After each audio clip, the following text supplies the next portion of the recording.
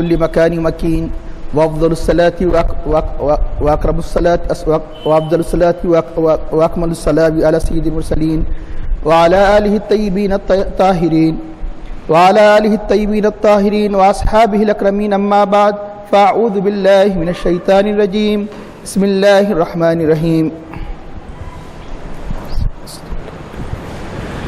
أتى أمر الله فلا تستعجلوه سبحانه وتعالى عما يشركون. ينزل الملائكة بالروح من أمره على من يشاء من عباده أن أنذروا أنه لا إله إلا أنا فاتقون. خلق الإنسان من نطفة فإذا هو خصيم مبين.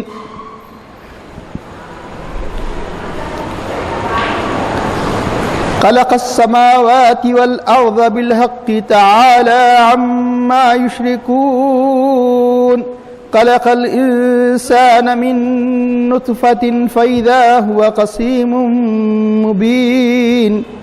والأنعام خلقها لكم فيها دفء ومنافع ومنها تأكلون ولكم فيها جمال حين تريحون وحين تسرحون وتحمل أثقالكم إلى بلد لم تكونوا بالغيه إلا بشق الأنفس إن ربكم لرؤوف رحيم.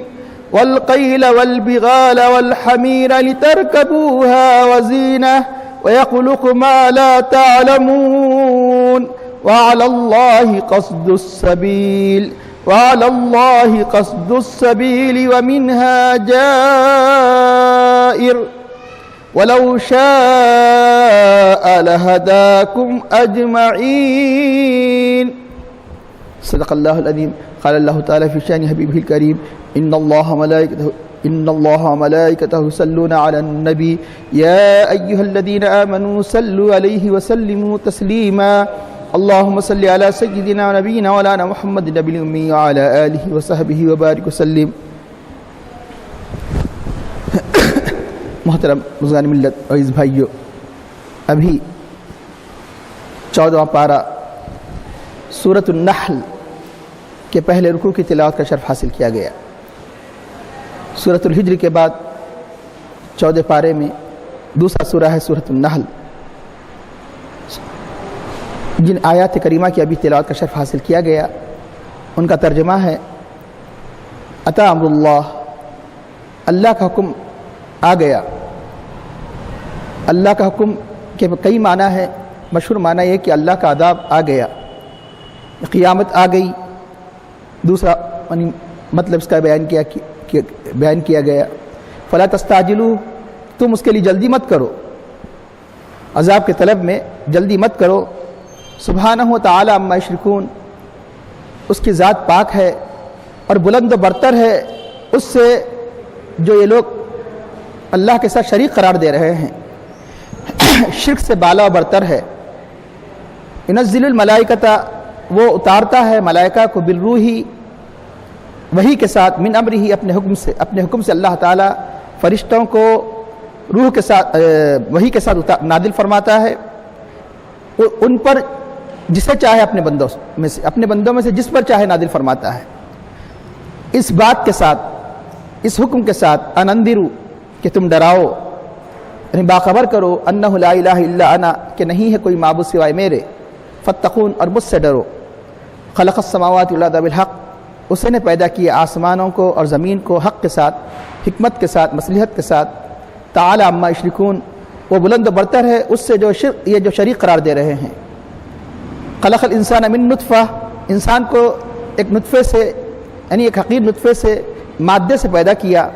فإذا هو خصيم مبين، اور تبھی یعنی جب یہی جو ابتدائی شکل اس کا ایک بے جان نطفہ تھا، یہی جب بڑا ہوا تو یعنی اذا، یہ عربی زبان کے اندر اتنی فصاحت و بلاغت ہے کہ اذا کے اندر یہ سارے معنی پوشیدہ ہوتے ہیں، جس کو یعنی تو جبھی وہ یعنی کھلے طور پر لڑنے لگا، اللہ تعالیٰ کے احکام کی خلاف ورزی کرنے لگا، کفر شرک کرنے لگا، سارے معنی اس کے اندر داخل ہے۔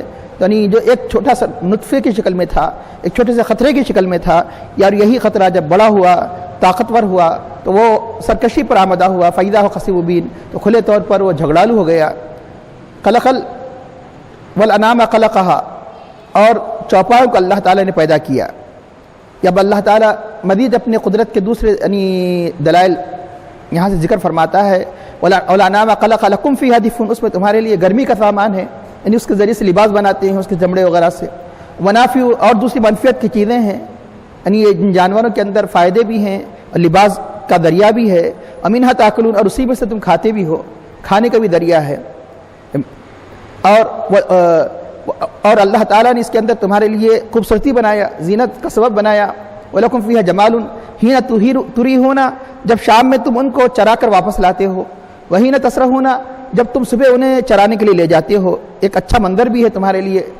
وَتَحْمِلُ أَثْقَالَكُمْ، اور یہ جانور تمہارے لیے تمہارے بوجھوں کو اٹھاتے ہیں، ان مقامات تک جن مقامات تک تم آسانی سے پہنچنے والے نہیں تھے، مگر نفس کی مشقت کے ساتھ انتہائی اپنے نفس پر یعنی بوجھ ڈالے بغیر تو وہاں نہیں پہنچ سکتے، لیکن یہ جانور تمہیں تمہارے بوجھوں کو وہاں تک پہنچانے کا ذریعہ بنتے ہیں۔ لم تکونوا بالغیہ الا بشق الانفس ان ربکم، یقین تمہارا رب حد درجے تم پر یعنی شفقت فرمانے والا ہے اور رحمت فرمانے والا ہے۔ ان ربکم لرؤوف الرحیم، رؤوف یعنی شفقت کرنے والا، فرمانے والا اور رحمت فرمانے والا ہے۔ اور اس کے بعد یہ اللہ تعالیٰ ان جانور یہ چوپاؤں کے بعد اور عمومی جو جانوروں کا ذکر فرماتا ہے سواری کے، والقیل والبغار، اللہ نے پیدا کیا اونٹوں کو اور خچروں کو، والحمیرہ اور گدھوں کو، لترکبوها تاکہ تم ان کی سواری کرو، وزینہ، اور اس کو زینت کا سبب بھی بنایا، یعنی گھوڑے پر بیٹھنے کو انسان کو ایک زینت کا احساس ہوتا ہے کہ میں یعنی مطلب ہے کہ ایک شرف کا احساس ہوتا ہے، زینت کا ذریعہ بنایا۔ وَيَخْلُقُ مَا لَا تَعْلَمُونَ، اب بولیں گے کہ یہ تو اللہ تعالیٰ اب تو کوئی ان ساری سواریاں نہیں کر رہے ہیں، تو اب اللہ قرآن کریم کا معجزہ ہے، اللہ تعالیٰ فرماتا ہے وَيَخْلُقُ مَا لَا تَعْلَمُونَ، اور وہ چیزیں پیدا کرے گا جو تم نہیں جانتے۔ آج کل کی ساری سواریاں اس کے اندر آ گئی، وہ چیزیں پیدا فرمائے گا، اب تو یہ چیزیں ہیں، پھر آئندہ آگے وہ چیزیں پیدا فرمائے گا جو تم نہیں جانتے۔ وَعَلَى اللَّهِ قَصْدُ السَّبِيلِ، اللہ ہی کے ذمے کرم پر ہے، اللہ پر ہے، یعنی اللہ پر کوئی چیز واجب نہیں ہے، اس لیے مرادی معنی ہے اللہ کے ذمے کرم پر ہے۔ قصد السبیل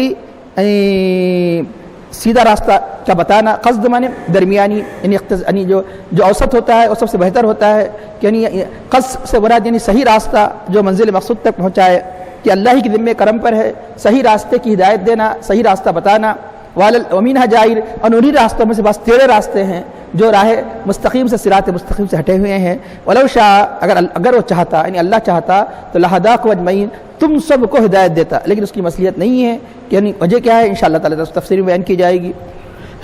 محترم حاضرین، اس سورہ کا نام سورۃ النحل ہے۔ یہ جیسا کہ کئی مرتبہ بات بتائی گئی کہ قرآن کریم میں کسی بھی سورہ کا نام کسی ایک جز اور کسی بھی ایک واقعے کی طرف اشارہ کرتے ہوئے رکھ دیا جاتا ہے، اس کا مطلب یہ نہیں ہوتا کہ سارے سورے میں وہی بات بیان کی گئی۔ اور ایک خصوصیت، یہ تو بہت سی باتیں اس میں بیان کی گئی، اللہ کی قدرت کے دلائل، اللہ کی توحید، عظمت، رسالت کا ثبوت، اسلام کی حقانیت، لیکن نحل کیوں رکھا گیا؟ کیونکہ نحل کے اندر بھی اللہ تعالیٰ نے بے شمار جو منفیتیں رکھی ہیں۔ نحل میں نے شہد کی مکھی، شہد اور شہد کی مکھی میں جو عجائب قدرت ہے، کیونکہ اس کا ذکر قرآن کریم کے اور کسی صورت میں نحل کا نہیں آیا، صرف اسی صورت میں آیا، اسی مناسبت سے اس کا نام نحل رکھا گیا۔ جیسے بقرہ ایک خاص یعنی گائے ہے، جو ایک اللہ والی کی گائے تھی، اور ایک خاص واقعہ بنی اسرائیل سے اس کا تعلق رکھتا ہے۔ بقرہ کا ذکر قرآن کریم میں اور کسی مقام پر نہیں آیا، اس لیے سورہ کا نام اس کی مناسبت سے بقرہ رکھ دیا گیا۔ تو نحل کا بھی ذکر، شہد کی مکھی کا ذکر، شہد کا ذکر قرآن کریم میں اس صورت کے علاوہ کسی اور صورت میں نہیں آیا ہے، اسی مناسبت سے اس سورہ کا نام سورۃ النحل رکھا گیا۔ یہ سورت مکہ مکرمہ میں نازل ہوئی اللہ کے حبیب صلی اللہ علیہ وسلم کے ہجرت فرمانے سے کچھ زمانہ پہلے، یہ آخر زمانے میں مکے میں نازل ہوئی۔ چند آیتیں، کیونکہ ہر سورے میں چند آیتیں ایسی بھی پائی جاتی ہے مدنی ہوتے ہوئے، بعض آیتیں مکی بھی ہو سکتی ہے، بعض آیتیں جیسے 2-4 آیتیں، اور مفسر کرام کا ذکر بھی کرتے ہیں، جیسے اسی یعنی پارے کے آخر میں جو آیتیں ہیں، وَإِنْ عَاقَبْتُمْ فَعَاقِبُوا بِمِثْلِ مَا عُوقِبْتُمْ بِهِ، یہ آیتیں گرچہ کہ سورہ پورا مکی ہے لیکن یہ آیتیں مدنی ہیں جو مدینہ منورہ میں نازل ہوئی۔ اسی طرح بعض مکی ہو کر کچھ مدنی آیتیں ہو سکتی ہے، بعض سورہ مدنی ہو کر کچھ آیتیں مکی ہو سکتی ہے۔ یہ سورہ مکی ہے، مکے میں نازل ہوا، چند آیتوں کو چھوڑ کر کہ جو مدینہ میں نازل ہوئی۔ تو اس سورہ کا محور یعنی ایک تو اللہ تعالیٰ کی توحید، دلائل قدرت، یعنی سرور کائنات صلی اللہ علیہ وسلم کی رسالت کا ثبوت، اور قرآن اور بہت سے ایسی جو صحیح جو آپ یعنی باتیں سنتے ہیں، یعنی ان ساری چیزوں کا بھی تعلق میں چاند، سورج وغیرہ، جانور جتنی، بلکہ یہ سورہ کے ذریعے سے اگر کوئی قرآن کریم کی یہی ایک صورت کو اپنا موضوع بنا لے تو بے شمار حقائق دقائق یعنی جس سے لوگوں کو اسلام کی راہ ملے، یعنی جو ہدایت کا سبب بنے، یہ سب کچھ ایک سورہ کے ذریعے سے یعنی آپ یعنی جو قرآن سے دور ہے، جو ہدایت سے دور ہے، ان کو مائل کر سکتے ہیں۔ اس طرح اس سورہ کے اندر بے شمار یعنی حقائق اور دقائق اللہ تعالیٰ نے اس میں ودیت فرمایا ہے۔ تب آئیے کہ اللہ تعالیٰ اس سورہ کی ابتدا فرماتا ہے اتی امر اللہ، اللہ کا حکم آ گیا۔ اگر ایک انسان کے اندر احساس، اگر یعنی ایسا احساس، لطیف احساس ہو تو صرف اس سورہ کی پہلے ہی کلمے کی وجہ سے اس کی زندگی میں انقلاب آ جائے اور آج ہی وہ عمل کی طرف مائل ہو جائے کہ اللہ کا حکم آ گیا، اب دیر نہیں ہے، اب جانے کا وقت قریب آ گیا۔ ایک تو قیامت بھی قریب ہے، ایک تو قیامت اگر یہ مان لیا جائے کہ اس کے اپنے اعتبار سے سمجھ رہا ہے کہ وہ دور ہے، اس کی قیامت تو قریب ہے، کیونکہ ہماری جو زندگی ہے قیامت صغریٰ، خود موت قیامت صغریٰ ہے، ہر ایک کی قیامت تو قریب ہے۔ وہ قیامت اگر بظاہر یعنی مطلب ہے کہ وہ انسان دور سمجھ رہا ہے، وہ بھی دور نہیں ہے، تو نسبت یعنی بنسبت جو کہ گزر چکا ہے زمانہ، اس اعتبار سے بہت قریب ہے، لیکن ایک ہر انسان کی قیامت تو قریب ہے، کیونکہ موت کا وقت یعنی کوئی دور نہیں ہے انسان کی۔ تو اس اعتبار سے اتی امر اللہ ایک یعنی لفظ انسان کو غفلت کی نیند سے بیدار کرنے کے لیے کافی ہے، اس لیے اللہ کا حکم آ چکا۔ یہاں صاحب روح البیان نے بھی ایک پیاری بات بیان فرمائی کہ یعنی غفلت سے بیدار کرنے کے بارے میں انسانوں کے 3 طبقے ہیں۔ ایک طبقہ ہے غافلوں کا، دوسرا طبقہ ہے عاقلوں کا، تیسرا طبقہ ہے عاشقوں کا۔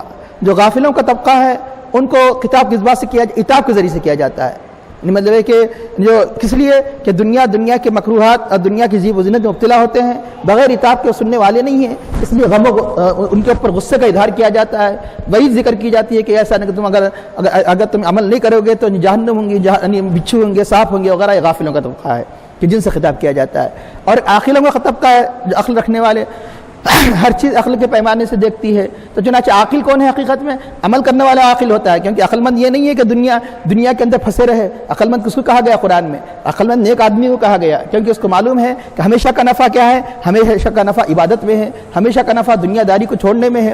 اس لیے عاقل کا قرآن کریم میں اگر عاقل جب کہا جائے گا تو نیک آدمی ہوگا۔ تو عاقلوں سے جو خطاب کیا جاتا ہے وہ ثواب کے وعدے سے کیا جاتا ہے، تم یہ عمل کرو گے جنت میں نہریں ملیں گی، کھانے ملیں گے، جنت کی یہ نعمتیں ملیں گی۔ یہ عاقلوں سے خطاب ہے۔ عاشقوں یعنی جو عارفین جو اولیاء اللہ ہے ان سے جب خطاب ہوتا ہے کس بات سے خطاب ہوتا ہے؟ ان سے خطاب اللہ کی مثال سے ہوتا ہے کہ اللہ کا قرب ملے گا، اللہ کا دیدار تمہیں نصیب ہوگا، تو ان سے جو خطاب کیا جاتا ہے ان سے خطاب کی نوید یہ ہے۔ اتی امر اللہ کے اندر جو جس یعنی مطلب ہے کہ منزل پہ ہے وہ یعنی اس کی طرف جلدی کرتا ہے۔ غافلوں کو بیدار کرنے کے لیے جو عاقل ہے ان کو مزید یعنی عمل میں یعنی ازدیاد کے لیے جو عاشق ہے کہ وہ تیار رہے کہ اللہ کے یعنی مثال کا وقت قریب آ چکا ہے۔ اتی امر اللہ کا حکم آ چکا ہے۔ اور قرآن کریم میں اکثر امر کہہ کر اکثر عذاب مراد لیا گیا، اکثر امر کہہ کر اللہ کا عذاب آ چکا۔ اب رہا یہ کہ اس میں بلاغتی اس میں فصاحت و بلاغت کیا ہے کہ یعنی امر کہہ کر عذاب کا مراد لیا گیا کہ اللہ تعالی یعنی اس عذاب کے دینے میں اللہ منفرد ہے، کہ اللہ یعنی اس کا کوئی شریک نہیں ہے، کوئی شریک نہیں ہے، یقیناً یہ عذاب بھی دینے میں کوئی شریک اس کا نہیں ہے، وہی عذاب دینے والا ہے۔ اس لیے جو عذاب میں وہ بات پیدا نہیں ہو سکتی جو لفظ امر کے اندر، اور امر میں اشارہ ہے کہ سارے امور کا مالک وہی ہے۔ جب سارے امور کا مالک وہی ہے تو عذاب کبھی دینے کا بھی یعنی وہی اختیار رکھتا ہے۔ اس لیے اللہ تعالیٰ یعنی عموماً قرآن کریم میں عذاب کو لفظ امر سے تعبیر فرمایا ہے۔ اتی امر اللہ کا حکم آ چکا، اللہ کا عذاب آ چکا۔ فلا تستعجلوا، تو تم جلدی اس کے لیے مت کرو، جلدی مت کرو۔ ایک کے لیے ہے کتاب، آپ بولیں گے کہ عذاب کا آ چکا تو عمل کے لیے، عمل سے مراد نہیں ہے، کیونکہ یہاں پر یعنی کافروں کے رد کے لیے آیا ہے۔ کافر کیا کرتے تھے؟ کافروں سے خطاب ہے کہ یعنی کافر یعنی یہ کہتے تھے کہ ٹھیک ہے قیامت آنے والی ہے، اور حضور نبی کریم صلی اللہ علیہ وسلم جب ان کو دنیا کے عذاب سے ڈراتے تھے، آخرت کے عذاب سے ڈراتے تھے، کہ اب تک تو عذاب نہیں آیا، کب آئیں گے عذاب؟ تو اللہ تعالیٰ فرماتا ہے کہ یہ اللہ کا عذاب ایسا نہیں ہے کہ جس کو طلب کیا جائے۔ طلب کس کو کیا جاتا ہے؟ جس سے محبت ہوتی ہے، جس سے انسان نہیں چاہتا ہے اسے طلب کیا جائے۔ عذاب چاہنے کی چیز ہے، اللہ کا عذاب اللہ کی چاہنے کی چیز، یہ چاہنے کی چیز نہیں ہے، بلکہ ایک مومن تو نہیں چاہے گا، چاہے گا تو کافر چاہے گا۔ تو چنانچہ اس لیے اس کی جلدی مت کرو، ایک نہ ایک دن آ کر رہے گا۔ دنیا کا عذاب تو معمولی عذاب ہے، آخرت کا بڑا عذاب تو آ کر رہے گا، اور آئے کہ عذاب تو آیا نہیں، جس کو عطا فعل ماضی پاسٹ میں ذکر کیوں کیا گیا؟ یہ قرآن کریم کا طریقہ یہ ہے جو بالکل جس کا ہونا یقینی ہے اسے پاسٹ ٹینس میں ذکر کیا جائے، گویا ہو چکا۔ تو قرآن میں جیسے قرآن کریم اللہ تعالیٰ ارشاد فرماتا ہے وَنُفِخَ فِي الصُّورِ، سور پھونکا گیا۔ اب کہاں پھونکا گیا؟ یعنی مطلب یہ کہ سور پھونکا جانا یقینی قطعی ہے، جو بات قطعی یقینی ہے تو اسے قرآن کریم ماضی سے پاسٹ ٹینس سے اسے تعبیر فرماتا ہے، عطا امر اللہ۔ تو چنانچہ اللہ کا حکم آ چکا۔ بات یہ ہے کہ جب قرآن کریم کی میں یہ آیت اتری اقتربت الساعۃ وانشق القمر، قیامت قریب آ گئی اور چاند شق ہو گیا، تو کافر کہنے لگے یہ تو وعدہ کیا جا رہا لیکن اب تک تو کچھ قیامت کے آثار ہی دکھائی نہیں دے رہے ہیں، تو مذاق اڑانے لگے۔ تو قرآن کریم میں دوسری آیت نازل ہوئی، یہ آیت نازل ہوئی کہ اقترب للناس حسابهم وهم في غفلة معرضون، لوگوں کے لیے ان کا حساب کا قریب آ گیا اور لوگ غفلت میں منہ موڑے ہوئے ہیں۔ پھر کہنے لگے کہ ابھی بھی یعنی کوئی عذاب وغیرہ نہیں آیا، اور اس میں کہا گیا کہ آ گیا حساب۔ تو قرآن کریم اللہ تعالیٰ فرماتا ہے کہ ٹھیک ہے کہ اللہ تعالیٰ اس کا وقت مقرر کیا ہے، آگے رہے گا، عطا امر اللہ کا عذاب آ چکا، تو تم جلدی مت کرو۔ یعنی یہ مطلب یہ کہ یہ اللہ تعالیٰ کی مصلحت ہے کہ فوراً نہیں نازل فرما، لیکن عذاب آنے والا ہے۔ اب اس آیت کریمہ کے جو مکی ہے یعنی اور خاص طور پر اللہ کے نبی صلی اللہ علیہ وسلم کی ہجرت فرمانے سے کچھ پہلے نازل ہوئی ہے، اور آ گیا اللہ کا عذاب۔ کیسے عذاب اللہ کا عذاب آ گیا؟ ایک عذاب ہوتا ہے شخصی، ایک عذاب ہوتا ہے عمومی طور پہ، عمومی عذاب تو قیامت میں کے بعد ہی آئے گا۔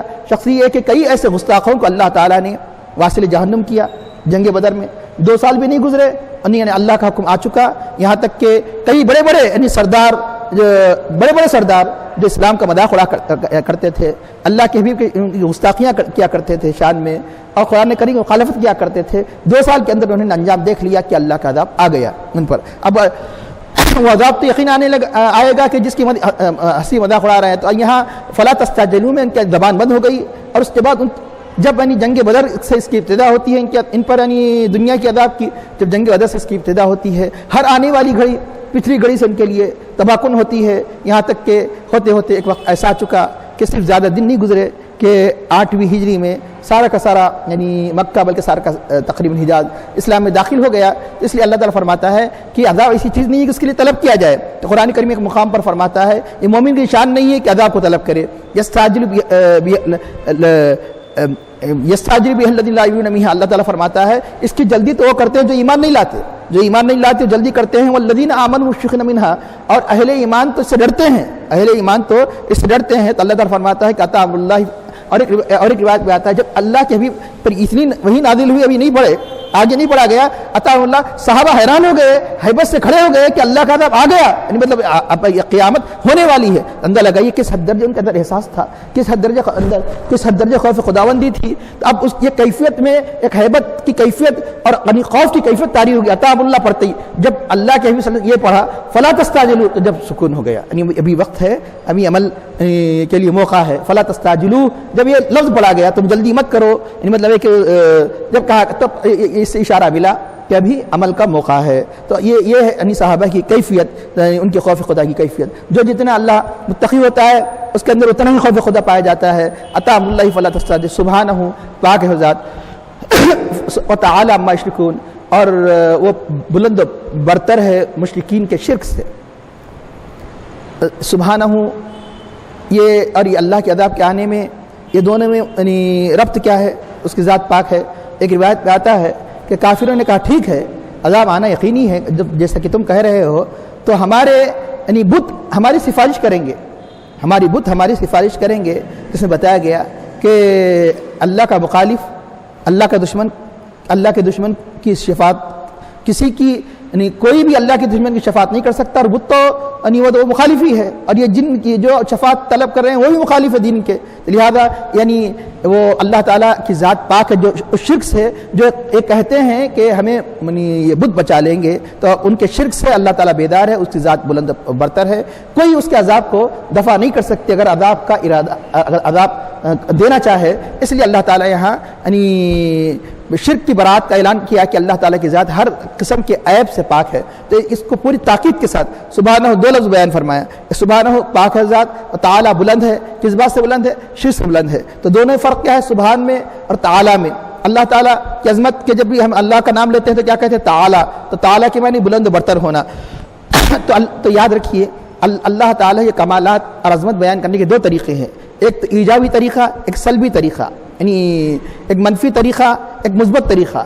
کہ یعنی منفی اور سلبی طریقہ کا مطلب یہ ہے کہ اللہ کی تعریف کیسے منفی طریقے سے کی جائے گی، یعنی ہر قسم کے عیب و نقص سے پاک قرار دینا، یہ اللہ کی تعریف کا یہ منفی یعنی سلبی طریقہ ہے. اور اس کو کمالات کا اظہار، یعنی اس کے قدرت کا اظہار، اس کے عظمتوں کا بیان کرنا، یہ اس کا ایجابی طریقہ ہے. تو یہ بات یاد رکھیے. اور کوئی لاکھ ایجابی طریقے سے اللہ کی تعریف کرے لیکن منفی طریقے سے، مطلب جو چیزیں اس کی ذات میں نقص پیدا کرتی ہے، جب تک نفی نہیں کرے گا مسلمان نہیں ہوا. کوئی لاکھ اللہ اللہ کہے گا تو مسلمان نہیں ہو سکتا جب تک کہ لا الہ الا اللہ نہ کہے. اس لیے لا الہ الا اللہ کے بغیر کوئی مسلمان نہیں ہو سکتا. اللہ اللہ تو یہودی بھی کہہ رہے ہیں، اللہ اللہ تو نصارے بھی کہہ رہے ہیں، بلکہ بعض جو غیر مسلم ہیں جو بتوں کی پرستش کرتے ہیں، بعض توحید کے دعوے دار ہیں، تو وہ یعنی مطلب کہ وہ بھی اللہ اللہ کہتے ہیں لیکن وہ مسلمان نہیں ہو سکتے. کیوں؟ کہ انہیں اللہ کی تسبیح کا کی توفیق انہیں نہیں ہے. تو اللہ کی تسبیح کی توفیق سے مسلمانوں ہی کو حاصل ہے. اس لیے سب سے پہلے یہ اعلان کرتے ہیں کہ کوئی معبود نہیں ہے، کوئی برابر نہیں ہے، کوئی شریک نہیں ہے ذات کا جو سارے کائنات کا خالق و مالک ہے، جسے ہم اللہ کہتے ہیں. اس لیے ان کلمے میں سب سے پہلے تسبیح ہے، لا الہ تسبیح ہے. اور الا اللہ کیا ہے؟ اللہ تعالیٰ کی یہ تحمید ہے. تو اس لیے جب بھی ہم اللہ تعالیٰ کی تعریف کرتے ہیں، جو بھی تعریف کلمات ہے، اور وہ پھر وہ جس میں دو چیزیں ہیں اس کی یعنی سب سے زیادہ بڑا ثواب ہے، جس میں تسبیح بھی ہو، تحمید بھی ہو. اس لیے سبحان اللہ بحمدہ سبحان اللہ العظیم کا سب سے بڑا ثواب کیوں بتایا گیا؟ تسبیح بھی ہے، تحمید. تسبیح کو تقدم حاصل ہے. تحمید معنی اللہ کی عظمتوں کا اعتراف اس وقت تک نہیں ہو سکتا جب تک کہ اللہ کی ذات کو ہر نقص سے پاک قرار نہ دیا جائے. اس لیے پہلے تسبیح کا ذکر ہوگا، تحمید. تو چنانچہ اس لیے پہلے سبحان اللہ ہی پڑھا جاتا ہے، پھر بحمدہ ہی پڑھا جاتا ہے. اس لیے اس تسبیح کی بہت بڑی اہمیت و عظمت ہے. یہاں تک کہ جانوروں کی، چرندوں کی، پرندوں کی تسبیح کیا ہے؟ بتایا گیا کہ یہی تسبیح ہے، سبحان اللہ وبحمدہ سبحان اللہ العظیم. تو ہم تو ان سے کم نہیں ہونا چاہیے، تو ہم تو ان سے بڑھ کر پڑھنا چاہیے. جب ان چرندوں پرندے، قرآن کریم میں یہ آیا ہے الم تر ان اللہ یسبح له من فی السماوات، جو کچھ آسمان میں ہے اس کی تسبیح بیان فرماتے ہیں. اور طیر صافات، پرندے اپنے پروں کو کھولتے ہوئے، سب بندی کرتے ہوئے، یعنی آسمان فضاؤں میں یہی تسبیح پڑھتے ہیں. یہ قرآن میں صرف تسبیح کا ذکر ہے. احادیث کریمہ میں آتا ہے کہ کون سی تسبیح پڑھتے ہیں؟ سبحان اللہ وبحمدہ. اس لیے کیا وجہ ہے کہ یہ تیسرے کلمے کی اتنی عظمت و فضیلت آئی ہے؟ صلاۃ التسبیح جو ماقبل کے گناہوں کا کفارہ ہے، بہت بڑی فضیلت ہے. اور خاص طور پہ مخصوص موقع پر یہ تو کبھی بھی پڑھی جا سکتی ہے صلاۃ التسبیح. لیکن یہ کہ قبولیت کے جو مواقع ہوا کرتے ہیں کہ ان مواقعوں پر کہ پڑھنے والے صرف یعنی شب برات ہی میں نہیں، پڑھنے والے شب قدر میں نہیں، بعض اللہ کے ایسے بندے بھی ہیں جو ہر جمعے کو بھی پڑھتے ہیں. کبھی کبھی یعنی ہر جمعے کو نہ ہو تو کبھی کسی جمعے میں اہتمام کرتے ہیں. یہ تو ہر کسی بھی دن پڑھا جا سکتا ہے. کیوں؟ اس کی فضیلت ہے اس لیے کہ اس میں ایک ایسی تسبیح پڑھی جاتی ہے جو اللہ کے تسبیح و تحمید پر مشتمل ہے. سبحان اللہ والحمدللہ ولا الہ الا اللہ واللہ اکبر. سبحان اللہ الحمدللہ ولا الہ الا اللہ واللہ اکبر. اس لیے اس کی عظمت و فضیلت ہے کہ اس میں اللہ کی تسبیح بھی ہے، تحمید بھی ہے، پھر لا الہ الا اللہ جو اسلام کا کلمہ ہے وہ بھی ہے، اللہ کی بڑائی بھی ہے. اور چوتھے کلمے کی بہت بڑی فضیلت آئی ہے. خاص طور پہ یعنی جو حج کو جانے والے جو مطالعہ کرتے ہیں ان سے پوچھیے کہ میدان عرفات میں جس کو کثرت سے پڑھنے کی فضیلت بتائی گئی وہی ہے لا الہ الا اللہ وحدہ لا شریک لہ لہ الملک ولہ الحمد وہو علی کل شیء قدیر. تو اس کی وجہ کیا ہے؟ یہاں تک کہ فجر کی نماز کے بعد ایک چوتھا کلمہ ہے، سلام پھیرنے کے بعد بغیر کسی یعنی اپنے مقام سے اٹھے کے اسی مقام پر 10 مرتبہ پڑھ لے تو بے شمار اس کے فوائد و فضائل بیان کیے گئے. لا الہ الا اللہ وحدہ لا شریک لہ لہ الملک ولہ الحمد. اب بات اس میں اضافہ بھی ہے اور اضافہ نہ کر سکے تو مشہور ہے کہ لہ الملک ولہ الحمد وہو علی کل شیء قدیر. اس کی یعنی فجر کی سلام پھیرتے ہی 10 مرتبہ احادیث میں بہت بڑی فضیلت آئی ہے. اور بازار سے گزرتے ہوئے کوئی 10 مرتبہ پڑھ لے اسے بھی ڈھیروں ثواب بنی ہے اللہ تعالیٰ عطا فرماتے. کیوں اس کی فضیلت ہے؟ فضیلت اس لیے ہے کہ سب سے پہلے تسبیح ہے لا الہ الا اللہ، پھر لہ الملک ولہ الحمد، یہ یعنی تحمید ہے. لہ الملک اللہ ہی کی حمد ہے، اسی کی تعریف اسی کے لیے حمد ہے. یہ راز ہے ان کلمات کے، ان تسبیح کے یعنی سب سے زیادہ ثواب ہونے کی وجہ یہ ہے کہ سبحانہ و تعالی، یہاں بھی وہی ہے، سبحانہ تسبیح ہے، تعالی تحمید ہے. تحمید میں تو لفظ الحمدللہ ہونا ضروری نہیں ہے، بسا اوقات اللہ تعالیٰ کی تعریفی کلمات بھی یعنی گویا تحمید کے معنی میں آتے ہیں. یہ تعالیٰ گویا اللہ کی تحمید ہے، اس لیے اللہ کی حمد ہمیشہ ہمیشہ بجا لایا جائے. اس لیے ہم اللہ کے ساتھ کیا کہتے ہیں؟ اللہ سبحانہ و تعالی، کبھی اس کو مختصر کر کے اللہ تعالیٰ کہتے ہیں. تو جناب یہی وجہ ہے کہ یہ اللہ اس بات سے خوش ہوتا ہے. تو سبحانہ و تعالیٰ کہنا گویا یہ اللہ کے نام کے ساتھ یہ آیت کریمہ پر عمل ہے.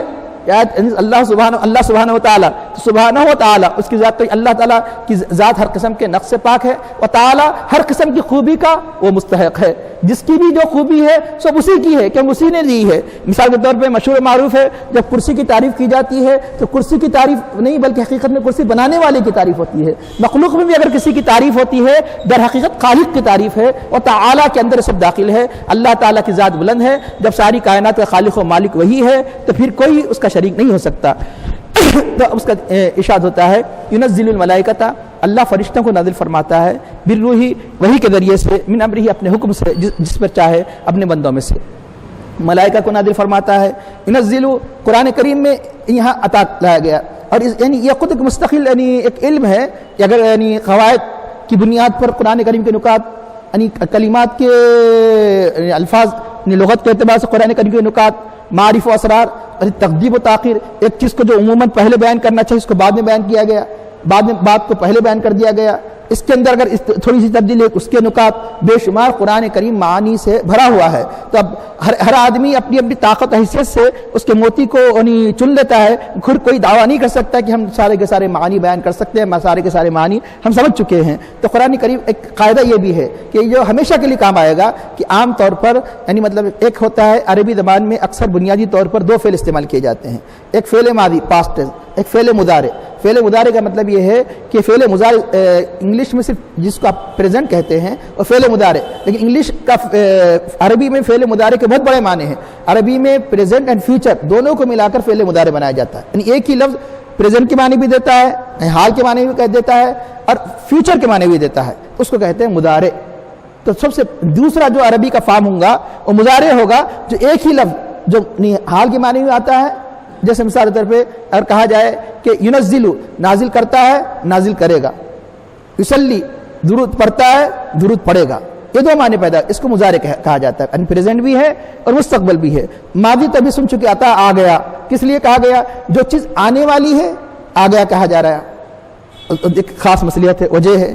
اب یہاں ینزل اب یعنی مطلب کہ نازل کرتا ہے، اب تو نہیں کر رہا نا، یہ بتانے کے لیے کہ قرآن ایک مرتبہ نازل نہیں ہوا، یہ نزول مسلسل چلتا رہا۔ جو چیز مسلسل تجدد کے ساتھ، تجدد کا مطلب تکرار کے ساتھ ہوتا ہے، تو وہاں عام طور پر فعل مضارع لایا جاتا ہے، تو تجدد کو بتاتا ہے۔ قرآن کریم جیسے توریت ایک وقت میں نازل ہو گئی، انجیل ایک وقت میں نازل ہو، ایسا نہیں، بلکہ یعنی مسلسل یہ نازل ہوتی رہی۔ کب تک؟ کہ جب سے بھی نازل ہونا شروع 23 سال تک مسلسل قرآن نازل ہوتا رہا۔ اس لیے بتانے کے لیے کہ اس میں زیادہ محبوبیت کی علامت ہے، کیوں؟ اللہ کا پیغام یعنی اگر اپنے محبوب کو بار بار ملے تو اس میں زیادہ لذت اور زیادہ لطف کا باعث ہے کہ ایک ہی وقت میں سارا کا سارا دے دیا جائے۔ تو سارے انبیاء کرام کو جو پیغام دیا گیا ایک وقت میں دیا گیا، ہمارے نبی پاک صلی اللہ علیہ وسلم کو جو پیغام دیا گیا کہ تھوڑا تھوڑا کہ تاکہ مسلسل وہ مطلب ہے کہ آپ کے دل کی تسلی کا باعث بنتا رہے۔ ینزل الملائکۃ، ملائکہ کو بھیجتا ہے، نازل فرماتا ہے، کس بات کے ساتھ؟ بالروح۔ یہاں روح کے معنی وہ نہیں ہے جو عام طور پہ یعنی روح کہتے ہیں آپ کو ذہن جاتا ہے، روح کے معنی ہے یہاں پر وحی۔ یوں کہ کئی معنی بیان کیے گئے، لیکن مشہور و معروف تقریباً آپ تفاسیر اٹھا کر دیکھ لیجئے کہ روح کے سب سے پہلے معنی یہاں پر وحی۔ روح کا وحی معنی کیوں رکھا گیا؟ روح کیا ہے؟ روح کے ذریعے سے انسان کی حیات ہے، انسان کی حیات ہے۔ تو جس طرح یہ جسم کی حیات روح کے ذریعے سے ہے، اسی طرح ہمارے قلب کی حیات وحی کے ذریعے سے ہے۔ وحی کا مطلب کیا ہے؟ قرآن۔ وحی کا مطلب کیا ہے؟ حدیث۔ وحی جلی کو قرآن کہا جاتا ہے، وحی خفی کو حدیث کہا جاتا ہے۔ تو ہماری اس قلب کی زندگی کس کے ذریعے سے ہے؟ یعنی اللہ کی وحی یعنی قرآن کے ذریعے سے۔ اس لیے اس کا نام کیا رکھا گیا؟ وحی، کیونکہ یہ روح جسم کو زندہ رکھتی ہے، اور یہ روح یعنی یہ جو وحی ہے کس کو زندہ رکھتی ہے؟ یا قلب کو زندہ رکھتی ہے، اس لیے اس کا نام وحی رکھا گیا۔ بلکہ قرآن و حدیث میں روح 4 باتوں کو کہا گیا۔ اس کا ایک حقیقی معنی، روح کے معنی وہی ہے کہ جو انسان کے اندر ڈالی جاتی ہے، جس سے زندہ ہو جاتا ہے انسان، جسے زندہ کہا جاتا ہے، جس کے جانے سے انسان کو مردہ کہا جاتا ہے، وہ روح۔ دوسری روح کے معنی بتایا گیا کہ حضرت عیسیٰ علیہ السلام کا لقب مشہور لقب روح ہے، کیوں؟ عام انسانی توالد و تناسل کے ذریعے سے آپ وجود میں نہیں آتے ہیں، اللہ کے ایک امر کن سے آپ کا وجود عمل میں آتا ہے، اس لیے آپ کا لقب کلیمت اللہ ہے اور روح اللہ ہے۔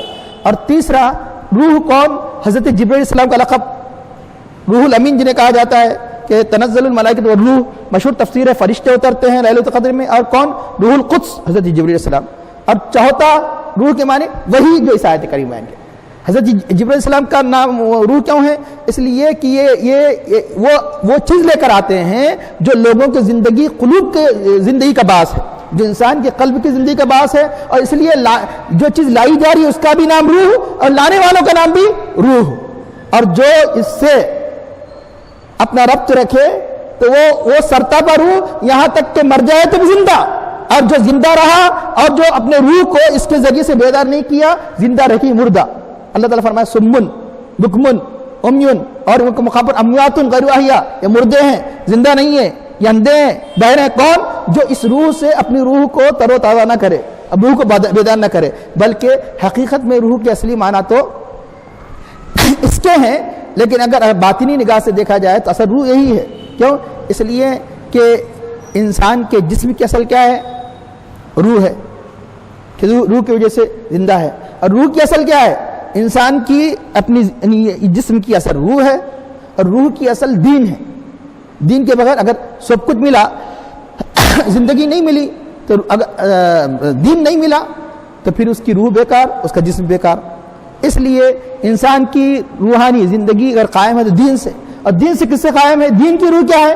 دین کی روح وہی ہے، دین کی روح قرآن ہے، دین کی روح حدیث ہے۔ تو یہ کیا ہو گئی؟ حقیقت میں روح و تعجب ہوا کہ روح کو وہی، روح کے معنی وہی کیوں کہا جا رہا ہے؟ اگر آپ اس زاویے سے دیکھیں گے کہ ہماری اصل روح کی اصل دین کی اصل وہی، تو ایک حقیقت میں وہی کیا ہو گئی؟ روح الالواح، سارے روحوں کی روح، یعنی یہ ایک روح نہیں ہے، بلکہ جیسے نور الانوار، ہمارے نبی کریم صلی اللہ علیہ وسلم سارے انوار کے نور، تو وہی کیا ہو گیا؟ سارے ارواح کی روح یہ ہے، اسی سے زندگی ملتی ہے۔ ارشاد ہوتا ہے کہ ينزل الملائکۃ، ملائکہ کو نازل فرماتا ہے وہی کے ذریعے سے، اپنے حکم سے۔ اب یہاں ملائکہ سے مراد اکثر مفسرین فرماتے ہیں کہ حضرت جبرائیل علیہ السلام مراد ہے۔ کیوں؟ کہ وہی کون لے کر آیا کرتے تھے؟ حضرت جبرائیل علیہ السلام لے کر آیا کرتے تھے۔ تو لیکن ملائکہ جمع ہے، حضرت جبرائیل تو ایک کو کہا جاتا ہے، تو بسا اوقات کسی کی عظمت کو بیان کرنے کے لیے قرآن کریم میں جمع کا بھی صیغہ آتا ہے۔ قرآن کریم اللہ نے حضرت ابراہیم علیہ السلام کی عظمت کو بتانے کے لیے فرمایا ان ابراہیم کان امتن، حضرت ابراہیم صلی اللہ علیہ وسلم خود امت تھے، جماعت تھے۔ ابراہیم صلی اللہ علیہ وسلم ایک ذات کا نام ہے، لیکن آپ کو اللہ تعالیٰ کہہ رہا ہے امت، عظمت ہو کسی کی عظمت بیان کرنے کے لیے جمع کا صیغہ لایا جاتا ہے۔ کبھی آپ تعریف کرتے سنا وہ خود انجمن ہے، ارے وہ ایک فرد واحد نہیں بلکہ خود انجمن ہے۔ آپ نے سنا ہے کہ یعنی انجمن جو جتنا کام کرتی ہے وہ ایک کرتے ہیں، اس لیے انجمن ہے۔ تو اسی طرح یہاں بتایا گیا ہے کہ ملائکہ سے مراد حضرت جبرائیل علیہ السلام کی عظمت کو بیان کرنے کے لیے، اور دوسرا یہ کہ وحی کے لیے اور بھی فرشتے آتے رہے، اس لیے ان کی طرف اشارہ کر، لیکن ہمیشہ کے لیے تو حضرت جبرائیل آیا کرتے تھے۔ ان سارے چیزوں کے حقائق کی طرف اشارہ کرنے کے لیے جمع لایا گیا۔ کیوں؟ بتایا گیا کہ جب سب سے پہلے تو حضرت وحی لے کر تو حضرت جبرائیل علیہ السلام آئے، 3 سال تک، یعنی قرآن کریم کی یعنی سب سے زیادہ آیات کے نزول کی ابتدا کب ہوئی؟ 3 سال کے بعد، 3 سال تک، کیونکہ عام تبلیغ کا یہ حکم نہیں دیا گیا۔ 3 سال تک جو کبھی کبھار جو وحی لایا کرتے تھے، کون لایا کرتے تھے؟ بتایا گیا حضرت اسرافیل علیہ السلام لایا کرتے تھے۔ شروع کے 3 سال وحی کے نازل ہوئے تھے، اس کے بعد پھر حضرت جبرائیل علیہ السلام آخر تک اللہ کے حبیب کے پردہ فرمانے تک حضرت جبرائیل علیہ السلام لاتے رہے۔ اور بعض آیتیں ایسی ہے کہ اس وقت جبرائیل علیہ السلام بھی نہیں آئے، جیسے بتایا کہ سورہ فاتحہ نازل ہوئی، ایک ایسا فرشتہ آیا جو کبھی اس دنیا میں ظاہر نہیں ہوا، جیسا کہ یعنی حدیث شریف کی وحی کے موقع پر اللہ کے حبیب نے فرمایا جب حضرت فاطمہ الزہرا رضی اللہ تعالیٰ عنہ کو خواتین جنت کے سردار ہونے کی بشارت دی گئی، تو اللہ کے حبیب نے فرمایا ایک ایسا فرشتہ اس بشارت کو لے کر میرے پاس آیا جو اس سے پہلے کبھی نہیں آیا تھا۔ ان سارے حقائق کی طرف اشارہ کرنے کے لیے اللہ تعالیٰ نے ننزل الملائکہ، ملائکوں کو نازل فرماتا ہے۔ ابتدائی وحی میں 3 سال تک حضرت اسرافیل کیوں آئے؟ وجہ یہ ہے بتانے کے لیے کہ حضرت اللہ کے حبیب کے اس دنیا میں آنے کا معنی یہ ہے کہ قیامت قریب آ گئی، یعنی اب قیامت ابھی اتنی دن ہوگی، ابھی تو اور نہیں معلوم کتنی دن ہوگی۔ یہ آپ اس لیے کہہ رہے ہیں کہ آپ کو دن دکھ رہے ہیں، لیکن جو وہاں سے جائزہ لے گا عالم کی ابتدا سے، اگر عالم کی ابتدا سے نہ بھی لے گا، عالم کی ابتدا تو بہت پہلے ہے، آدم علیہ السلام سے لے گا، تو قیامت بہت قریب ہے۔ کیوں؟ اس لیے کہ مثال کے طور پر اگر آپ مسلسل تکلیف میں ہے، لیکن ہے کہ روزے میں تکلیف محسوس ہو رہی، بیمار ہو گئے، لیکن برداشت کرتے ہوئے اب روزہ رہ رہے، تو جب اثر کا وقت آ گیا تو خوشی ہوگی کہ اب وقت آ گیا قریب، مسرت ہوگی کہ ارے ابھی تو 1.5 گھنٹہ ہے، 2 گھنٹے ہے، لیکن جو دن بھر جو گزرا نا اس کے بنسبت آپ یہ سمجھیں گے آ گئے وقت. تو بلا تشبیہ بلا تمثیل، یعنی اب یہ جو اس امت کا وقت کیا بتایا گیا، عصر سے لے کر مغرب تک، فجر سے لے کے یعنی عصر تک دوسری امتوں کا وقت. اس اعتبار سے اللہ کے حبیب کا آنا کیا ہے، گویا قیامت کا قرب قیامت کی ایک یعنی اشارہ ہے. اس لیے حضور نبی کریم صلی اللہ علیہ وسلم ایک موقع پر صاف طور پر اپنے دونوں انگلیوں کو، کون سے دونوں انگلیوں کو، ایک تو درمیان کی انگلی اور شہادت کی انگلی، دونوں انگلیوں کو ملا کر فرمایا انا والساعۃ کہاتین، میں اور قیامت ان دونوں انگلیوں کی طرح ہے.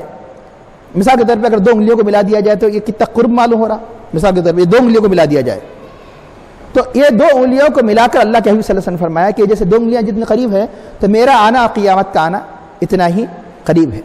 تو یہ بلکہ بتایا گیا، بعض روایات میں آتا ہے کہ جب یہ آیت کریمہ یہ ابتدائی آیات نازل ہوئی تو اللہ کے حبیب نے خاص طور پہ یہ اس وقت فرمایا، یہ بھی ایک روایت میں آتا ہے کہ میں اور قیامت عطا امر اللہ، قیامت آ چکی ہے، تم عذاب میں جلدی مت کرو. تو اللہ کے حبیب نے اس وقت دونوں انگلیاں ملا کر یعنی اپنی شہادت یعنی سبابہ اور استا دونوں ملا کر فرمایا کہ قیامت قریب ہے.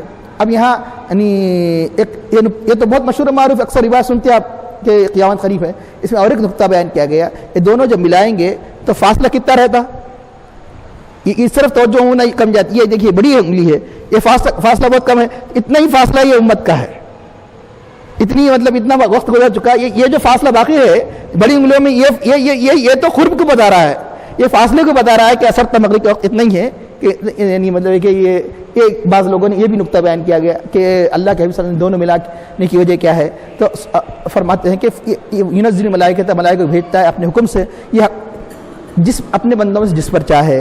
یہ سیدھا کیوں نہیں فرمایا گیا، اپنے بندے خاص اپنے سرور کائنات صلی اللہ علیہ وسلم پر ملائکہ کو بھیجتا ہے اعلیٰ میں عیشا من عباد، اپنے بندے میں سے جس پر چاہے، اس لیے کہ تاکہ اعتراض کا جواب بھی ہو جائے اور آپ پر نزول وحی کا ثبوت بھی ہو جائے. ایک اعتراض کا جواب کیا ہے، مشرکین یہ کہا کرتے تھے، کفار یہ کہا کرتے تھے اللہ کو نبی بنا، اللہ کے نبی کو یعنی جس کو یعنی سرور کائنات صلی اللہ علیہ وسلم نام لے کر کہتے تھے کہ محمد صلی اللہ علیہ وسلم کو ہی کو کیوں نبی بنا کر بھیجا، نبی بنا اللہ کا مقصود ہوتا ان دونوں یہ جو شہروں میں سے کسی ایک کو نبی بنا کر بھیجتا.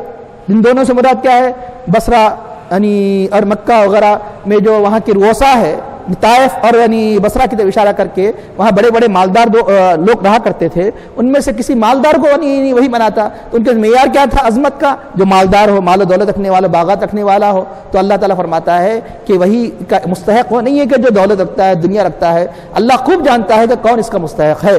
اس لیے فرمایا یہ انسان کے چاہنے سے نہیں ہے، اللہ کی مشیت سے ہے، بلکہ یعنی نبوت بھی ایک کسب سے حاصل نہیں کی جا سکتی. یہ اللہ کا فضل ہے کہ جسے چاہے اللہ تعالیٰ نبوت عطا فرمائے. اور ہمارے نبی کریم صلی اللہ علیہ وسلم کے بعد تو نبوت یعنی اختتام عمل میں آ گیا، آپ کو خاتم النبی بنایا گیا، اب کوئی نبی آنے والا نہیں، اب کوئی کتاب نازل کی جانے والی نہیں ہے.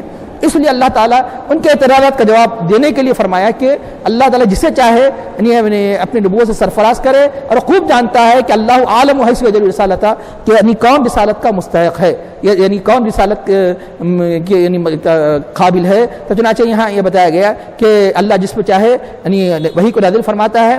کس بات کے ساتھ، انندرو، اس پیغام کے ساتھ، انندرو کہ لوگوں کو باخبر کرو، ڈراؤ کہ لا الہ الا انا فاتقون، نہیں ہے کوئی معبود سوائے میرے اور مجھ سے ڈرو، یعنی تقوی اختیار کرو، یعنی توحید اور تقوی کو لازم کر لو.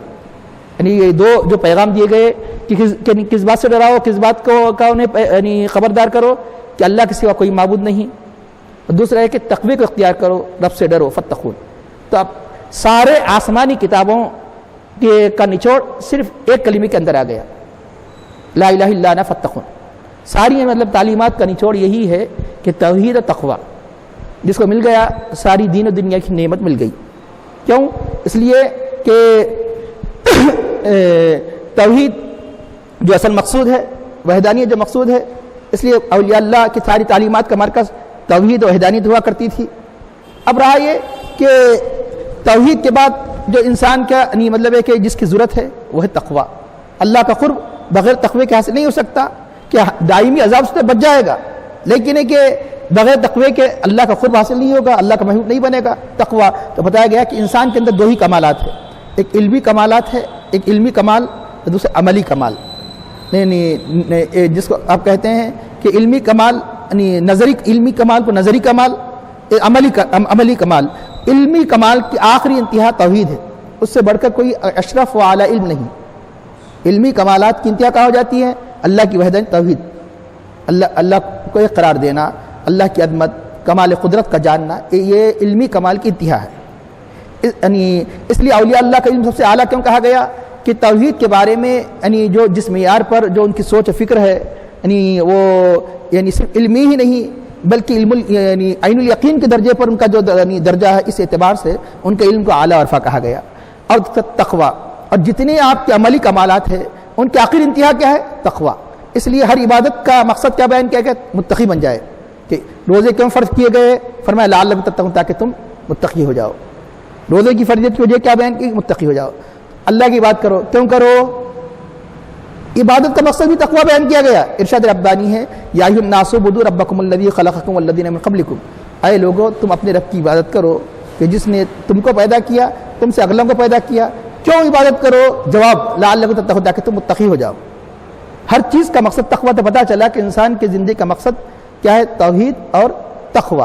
اس کو اختیار کرے، ان تعلیمات کے مطابق اپنی زندگی گزارے۔ آپ کہیں گے کہ ٹھیک ہے، رسالت مانے بغیر تو، اللہ کے نبی کی عظمت کو مانے بغیر تو کوئی اللہ کا مقرر نہیں ہو سکتا، وہ کہاں ہے؟ وہ تقوی کے اندر داخل ہے۔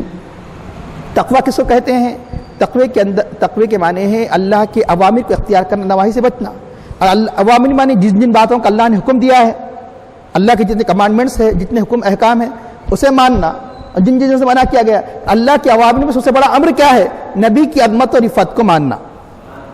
یہی وجہ ہے کہ تقوی کے دو پہلو ہیں، ایک تقوی ظاہری، تقوی باطنی۔ نماز، روزہ، زکوٰۃ وغیرہ کو ظاہری تقوی قرار دیا گیا، اور انبیاء ہی نہیں، انبیاء کے سچے عاشق اولیاء کی تعظیم کو بجا لانا دل کا تقوی قرار دیا گیا۔ ارشاد ربانی ہے وَمَن يُعَظِّمْ شَعَائِرَ اللَّهِ فَإِنَّهَا مِن تقوى القلوب، جو اللہ کے شاعر کی نشانیوں کی تعظیم کرتا ہے تو وہ دل کا تقوی ہے۔ تو اسے کیا قرار دیا گیا؟ دل کا تقوی ہے۔ تو فتقون کے اندر مطلب ہے کہ رسالت کا معاملہ بھی آ جاتا ہے، رسالت ہی کا نہیں بلکہ تعظیم نبی، تعظیم اولیاء، اور تعظیم نبی، تعظیم اولیاء کے ساتھ ساتھ سارے اعمال پورے اوامر پر کے مطابق زندگی گزارنا، ہر منہی جن سے منع کیا گیا اس سے رکنے کا نام تقوی ہے، جو زندگی کا مقصود ہے۔ لا الہ الا انا فتقون، یہ باخبر کرو کہ دو چیزوں کو پیش نظر رکھے، اپنے زندگی کا مقصد بنا لے۔ خلق السماوات والارض بالحق۔ اب اس کے بعد اللہ تعالیٰ یہاں سے اپنے وحدانیت کے دلائل اور قدرت کے دلائل بیان فرما رہا ہے۔ کہ موضوع کیا ہے؟ موضوع اللہ تعالیٰ کی شان، اس کی پاکی، اس کی ہر قسم کے عیب سے پاک، اور اس کی کمال قدرت وغیرہ۔ اب یہاں سے اس کے دلائل بیان فرما رہا ہے کہ اللہ نے خلق آسمانوں کو پیدا کیا، والارض، اور زمین کو پیدا کیا بالحق۔ یوں ہی پیدا نہیں کیا، بہت بڑا مقصد ہے، مصلحت و حکمت ہے کہ بالحق کی حق کے معنی مصلحت حکمت، ابس نہیں پیدا کیا، بیکار نہیں پیدا کیا۔ تعالی عما یشرکون، پاک ہے اس کی ذات جو یہ شرک برابر قرار دیتے ہیں بتوں کو یا کہ اور چیزوں کو۔ تو کیوں؟ اس لیے کہ آسمانوں کو پیدا کرے گا، جب آسمانوں کو پیدا کرنے والا وہی ہے، زمین کو پیدا کرنے والا وہی ہے، تو اب یہ جس کی پوجا کر رہے ہیں تو وہ تو آسمانوں کی تابع ہیں، آسمان تو سب سے بڑی مخلوق ہے۔ زمین میں جس کی پوجا کر رہے ہیں اس سے بڑھ کر زمین ہے، یعنی زمین ہی کے جنس سے، یعنی اس کے پتھر کنکر وغیرہ زمین کے جنس سے۔ یا تو زمین کی اشیاء سے تعلق رکھنے والے سے بات کریں گے، یا آسمان کی اشیاء سے تعلق رکھنے والے، یا تو آگ وغیرہ سے تعلق جو زمین پر ہے بنایا گیا اللہ تعالیٰ، یا کہ آسمان یعنی مطلب چاند، سورج، ستاروں کی۔ تو جو آسمان اور زمین کا جب خالق ہے تو یقیناً کوئی چیز اس کے برابر نہیں ہو سکتی، تو کیسے کوئی اس کا شریک ہو سکتا ہے؟ جب شریک نہیں ہو سکتا، جو شریک نہیں ہے اس کو شریک قرار دینا یہ ظلم ہے یقیناً۔ اس لیے کہا گیا ان الشرک لظلم عظیم، بے شک شرک بڑا ظلم۔ اللہ کوئی شریک نہیں، اب بولیں گے شریک قرار دیتے، اس لیے تو ظالم ہے وہ۔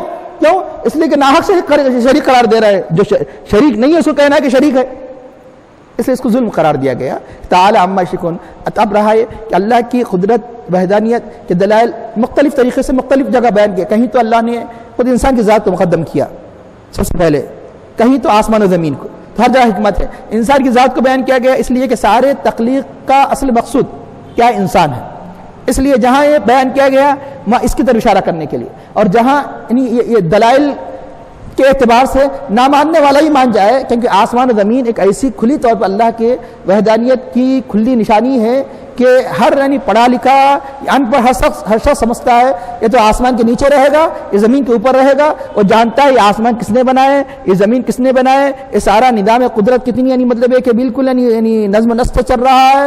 ایک ایمان لانے کے لیے ایک انسان کے لیے یہی کافی ہے۔ اس لیے یہاں پر جو سب سے زیادہ ظاہر دلیل ہے، سب سے زیادہ ظاہر دلیل ہے آسمان و زمین، اس کو اللہ نے مقدم فرمایا، خلق السماوات والارض بالحق تعالی عما یشرکون، خلق الانسان۔ اب اس کے بعد جو مقصود ہے، جس کے لیے آسمان بنائے گئے، جس کے لیے زمین بنائے گئے، انسان کا ذکر کر رہا ہے۔ خلق الانسان، اللہ نے اس نے انسان کو پیدا کیا من نطفۃ، ایک مادے سے، اور لیکن کیا ہوا، یہی جب بڑا ہوا تو تبھی وہ کیا کرنے لگا، جھگڑنے لگا، اللہ کی آیات کی مخالفت کرنے لگا۔ اب اللہ کی قدرت کی اتنی عظیم دلیل شاہکار اس کے اندر بیان کیا گیا کہ اللہ نے ارشاد فرمایا کہ انسان کو بنایا ایک نطفے سے، ایک مادہ کا مطلب یہ کہ ایک ایسا مادہ جو بے جان تھا، اور وہ خصوصیت کے اعتبار سے ایک یکسانیت تھی، کوئی چیز نہیں تھی اس کے اندر، لیکن جب بڑا ہوا تو مختلف قسم کے ایک نہیں نت نئے انسان، نت نئے مزاج کے انسان، نت نئے اخلاق کے انسان، نت نئے کیسے ایک مطلب ایک یکسانیت والی چیز کو متنوع اس میں اللہ نے بنا دیا۔ اللہ کے تخلیق کا عظیم شاہکار ہے۔ آگے چل کے اللہ تعالیٰ چوپاؤں کا ذکر فرمایا، چوپاؤں کو پیدا کیا، پیدائش پر زور دینے کی بجائے اللہ نے انسان کی منفیت پر، یہ کس لیے پیدا کی، انسان کے لیے۔ یہ مطلب یہ چوپائے کیوں پیدا کیے، گائے بیل وغیرہ جانور کے پیدا، انسان کے فائدہ کے لیے۔ وہاں پر تخلیق پر زور دینے کے بجائے کس پر زور دیا، یہاں پر وہاں پر فوائد پر زور دیا، اور یہاں پر کس پہ زور دیا گیا، پیدائش پر۔ کیوں؟ اس لیے کہ اس کی پیدائش عجائب قدرت میں سے، یقیناً سارے عجائب قدرت ہے چوپاؤں کو پیدا کرنے سے، لیکن اس سے بڑھ کر، کیوں؟ اس لیے کہ ایک بے جان مادہ کیسے مطلب طاقتور ہو گیا، ایسا طاقتور کہ اپنے سے کئی گنا طاقتور چیزوں پر وہ کیا کرتا ہے، اس پر کمانڈ قابو رکھتا ہے۔ یہاں تک کہ یہ چوپائے کی طاقت انسان سے بڑھ کر وہی نہیں، درندوں پر بھی قابو ہو جاتا ہے، ہاتھی پر قابو ہو جاتا ہے، اور مطلب ہے کہ اور جنگل کے جانوروں پر قابو پا لیتا ہے۔ یہی نہیں، بڑی بڑی چھلانگیں لگاتا ہے، کبھی تو چاند میں جانے کی کوشش کرتا ہے، کبھی تو مریخ میں جانے کی کوشش کرتا ہے، تو اپنے سے بڑھ کر مطلب ہے کہ دنیا میں سب سے بڑھ کر اپنے کو طاقتور ثابت کرتا ہے، اور ثابت ہو بھی جاتا ہے بہت، مطلب کئی چیزوں پر قابو پا لیتا ہے۔ تو یہ سب کیسے ہوا؟ اتنا کمزور انسان، تو اپنے انسان نے غور نہیں کیا کہ اللہ کی قدرت سے ہوا، اللہ کی قدرت پہ غور نہیں کیا۔ کیوں؟ اس لیے کہ جانور کا جب بچہ پیدا ہوتا ہے، اس سے بڑھ کر انسان کی تعجب یہ ہے کہ یہ کمزور کیسے طاقتور ہوا، یا اتنا طاقتور کہ بڑے بڑے طاقتور پر بھاری ہو گیا۔ جانور کا بچہ پیدا ہوتا ہے جب ہی چلتا ہے، جب ہی کھاتا ہے۔ انسان کا بچہ جس طرح وہ جس مادے سے بے جان پیدا ہوا، پیدا ہونے کے بعد بھی 1-2 سال تک ویسے ہی مطلب ہے کہ ویسے ہی مردے کی طرح پڑا رہتا ہے، مطلب ہے کہ نہ چل سکتا نہ خود کھا سکتا جب تک کھلائے نہیں۔ اتنا بے جان، اتنا کمزور ہے، بتانے کے لیے کہ غور کر اپنے اصل پر، تو تجھے اپنے رب کی قدرت اور اللہ کی شکر کا احساس پیدا ہوگا۔ اس کے برخلاف انڈے میں سے چوزا نکلتے ہی بھاگنے لگتا، بھاگتا نہیں، بلی کو دیکھتے ہی بھاگتا ہے۔ ایک کس نے احساس دیا ہے؟ بلی کو دیکھ کے بھی اتنا شعور ہے اس کو کہ پیدا ہوتے بلی سے بھاگتا۔ اور بتایا گیا کہ کنکر اور دانے میں فرق کرتا پیدا ہونے والا چوزا، مطلب کنکروں کو نہیں ماریں گا چوچ، دانے پہ چوچ ماریں گا اپنا۔ تو لیکن اس کے برخلاف انسان جب بھی مطلب پیدا ہونے سے پہلے جس سے پیدا ہوا ایک بے جان تھا، اس کے بعد بھی پیدا ہو کے بھی بے جان کی طرح ہے، بے جان تو نہیں ہے، بے جان کی طرح ہے۔ ایسے اس کو جب ہوتا ہے تو جب بڑے ہونے کے بعد اللہ تعالیٰ کی توحید کا انکار کرتا ہے، اللہ کی قدرت کا انکار کرتا ہے، اور یہی نہیں جھگڑتا بلکہ توحید کے دلائل پیش کیے جاتے ہیں۔ یہاں ایک یوں تو یہ آیت، یہ قرآن کریم کا حکم یہ ہے کہ اس کے احکام قیامت تک عام رہتے ہیں، گرچہ کہ آیت کسی خاص موقع پر نازل ہو، ایک اصول ہے تفسیر کا، گرچہ کہ آیت ایک خاص موقع پر نازل ہوئی، وہ یہ کہ ابی ابن خلف ایک کافر اللہ کے حبیب صلی اللہ علیہ وسلم کے بارگاہ میں آیا اور ایک بوسیدہ ہڈی لے کر آیا، بوسیدہ پتہ نہیں جو بالکل نرم قسم کی ہڈی لے کر آیا۔ تو سورہ یاسین میں بھی آیت آئی ہے کہ من یحیی العظام وہی رمیم، یہ بوسیدہ ہونے کے بعد ان ہڈیوں کو کون زندہ کرے گا؟ آپ کہتے ہیں، قرآن کہتا ہے کہ اللہ مرنے کا دوبارہ اٹھائے گا، یہ بوسیدہ ہڈی اس کو مسل کے کہتا ہے، یہ بوسیدہ ہڈی کو اٹھائے گا اللہ تعالیٰ؟ اللہ نے اس کے جواب میں آیت نازل فرمایا، ارے یہ تو ہڈی بن چکی، ایک بے جان ایک قطرہ تھا، ایک ذلیل قطرہ تھا، حقیر قطرہ تھا، اس حقیر قطرے کو اللہ نے اتنا زبردست انسان بنایا۔ تو جو کچھ نہیں تھا یہ تو ہو چکا، جو کچھ نہیں تھا جب اللہ تعالیٰ اس بات پر قادر ہے تو یقین اللہ کے لیے نہیں تو یہ نہیں، یہ بھی آسان وہ بھی آسان سمجھانے کے لیے، تو اس کے بعد دوبارہ پیدا کرنا اس کے لیے کیا بعید ہے؟ جو ہو چکا، جو وجود میں آ چکا، تو اس کے بعد مرنے کا دوبارہ زندہ کیا جانا کوئی بعید نہیں ہے، نہ یہ مشکل نہ وہ مشکل۔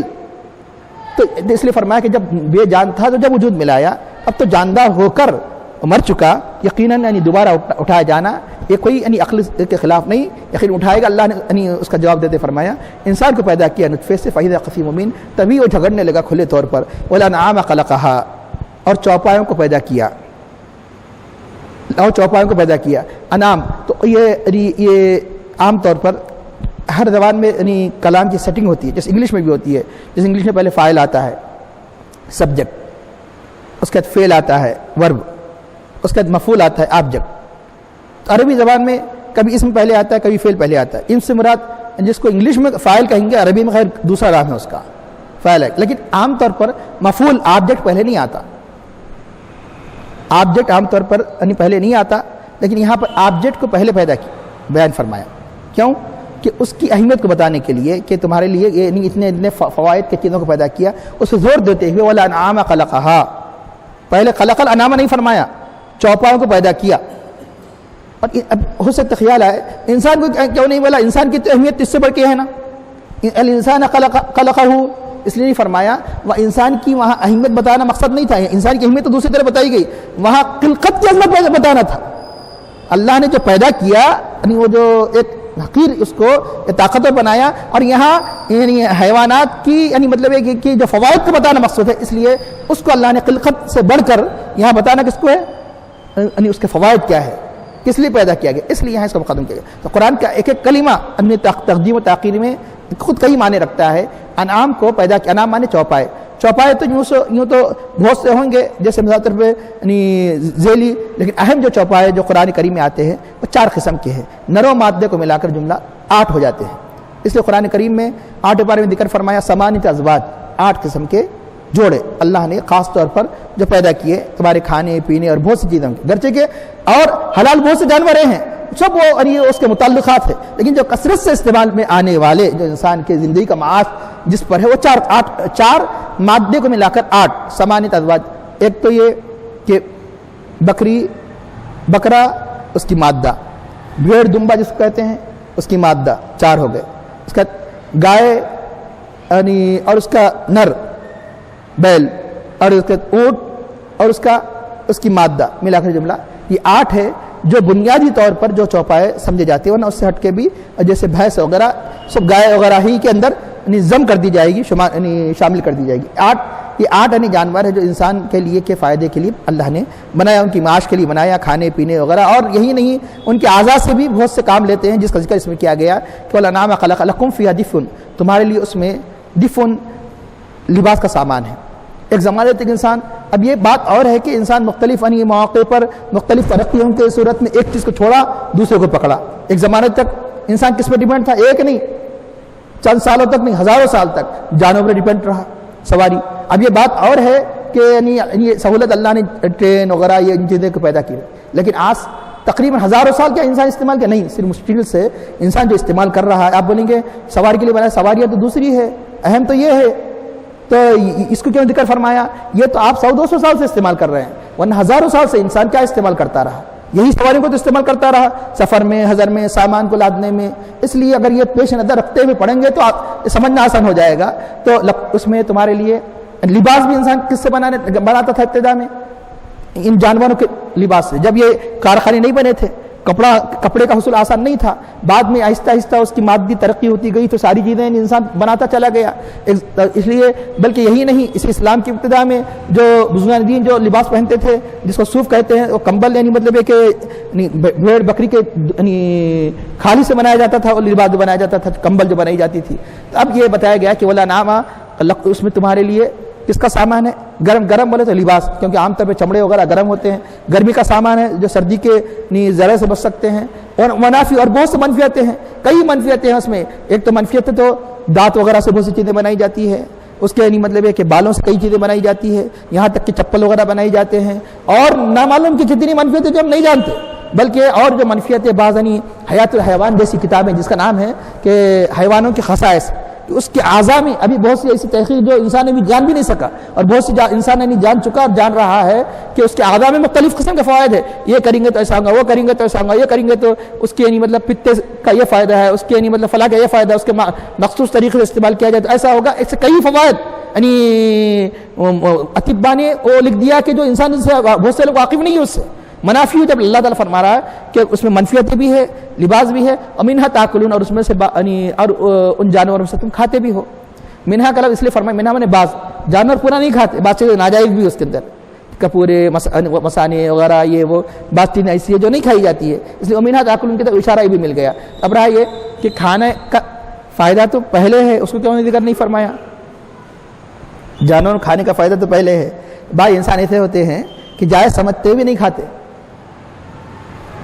ناجائز سمجھنا تو جائز ہی نہیں ہے، جو چیز جائز ہے، جیسے مثال طور پہ طبیعت نہیں کھاتے، آج بھی بعض لوگ ہیں کہ یعنی مطلب گوشت نہیں کھاتے، لیکن یہ کہ لباس وغیرہ بہت سی چیزیں یعنی ان کو محسوس بھی نہیں ہوتا اس کا استعمال کرتے، لباس ہی نہیں بلکہ بہت سے پیسٹوں وغیرہ میں، دانتوں وغیرہ میں یعنی منجن میں ملائے جاتے ہیں، بہت سی ایسی چیزیں ہمیں پتہ بھی نہیں ہے، کنگیوں میں فلاں بہت سی چیزوں میں، تو اس لیے پہلے ان چیزوں کا ذکر فرمایا، انسان اسے نہ بھی کھائے اس کا فائدہ اٹھا رہا ہے، اس کا فائدہ اٹھا، اس لیے یورپین دنیا کی چیزوں کو آج کل کیا کہتے ہیں کہ باہر کی چیز ہے، اس کو اہمیت دی جاتی ہے، جتنی باہر کی چیز عام اشیاء ہے اتنا ہی دوری اختیار کرے، کیوں کہ جس طرح ہمارے عام طور پر یعنی مثال کے طور پر یعنی یورپین دنیا سے ہٹ کر بہت سی چیزیں حلال جانوروں کے اجزاء سے بنائے جاتے ہیں، یہاں تک کہ پیسٹوں میں بھی وہ یعنی ملایا جاتا ہے، ان کے دانت وغیرہ مختلف چیزیں، ان کے سامان میں بھی، ان کے پلاسٹک کی چیزوں میں بھی جانوروں کی چیزیں استعمال کی جاتی ہے، جس طرح ہمارے پاس ان چوپایوں کے جو جائز ہے ان کی اشیاء کا استعمال کرنا،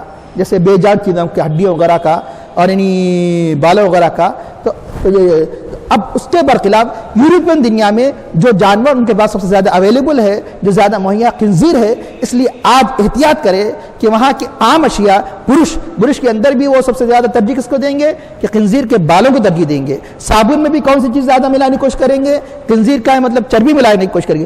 یہی نہیں، بہت سے لوگ یہ سمجھتے ہیں کہ گوشت کھانے سے احتیاط کیا جائے، بیکری کی چیزیں کھا سکتے ہیں، بیکری کے بہت سے اجزاء میں ان چیزوں کو سکھا کر، گلا کر، اس کے پاؤڈر، اس کے نمک جو ملائے جاتے ہیں کس کے اندر، ان کے کیک پیسٹریاں بھی مشتبہ ہے تو دنیا میں عام ہے، تو اللہ نے بہت سے منفیتوں کو یعنی حلال چیزوں کو یعنی کیونکہ یہ منفیتیں سب سے زیادہ اختیار کی جاتی ہے، اس لیے سب سے پہلے مقدم کیا، کھانے کی چیز اس لیے مقدم کیا، ہو سکتا ہے انسان نہ کھائے، موجود یعنی حلال ہونے کی طبیعت مائل نہ ہو، لیکن یہ چیزیں تو استعمال کرتے ہیں کہ وَالْأَنْعَامَ خَلَقَهَا لَكُمْ فِيهَا دِفْءٌ وَمَنَافِعُ وَمِنْهَا تَأْكُلُونَ وَلَكُمْ فِيهَا جَمَالٌ، اور تمہارے لیے ان جانوروں میں ایک خوبصورتی جمال ہے جب تم انہیں چرا کر واپس لاتے ہو، جب تمہیں چرانے کے لیے تم صبح لے جاتے ہو۔ اب بولیں گے یہ بات سمجھ میں نہیں آ رہی کیونکہ آپ اس میں مشغول نہیں ہیں، ایک یعنی جن کے پاس 100 کی بکریاں ہو، بھیڑ، ان کو جو ایک خوشی دکھائی دیتی مسئلہ، ان سے پوچھو جمال کا مطلب کیا ہے، جمال کا مطلب طبیعت میں ایک سرور کی کیفیت، آپ اچھے کپڑے پہنتے کیا کچھ داخل ہو گیا اندر،